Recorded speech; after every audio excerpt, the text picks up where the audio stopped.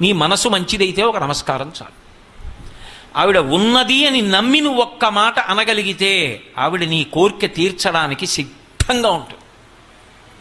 అది ఆవిడ దయ, ఆయన దయ.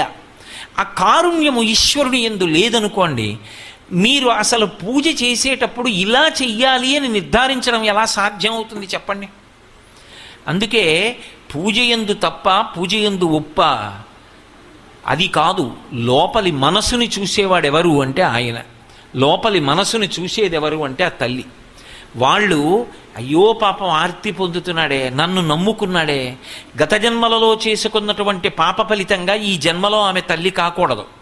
కానీ ఆమె ఎవరికో చెప్పలేదు, ఈశ్వరా నిన్ను నమ్ముకున్నాను, అమ్మా అని నన్ను పిలిపించవా, నువ్వు నాకు అమ్మవి నాన్నవే, నిన్ను అన్ని మాటలు అమ్మా అమ్మా అమ్మా అమ్మా అని అడుగుతున్నానే, నన్ను అమ్మా అని పిలిపించవా అని ఏడ్చింది. ఆ ఒక్క మాట చాలు. పుట్టు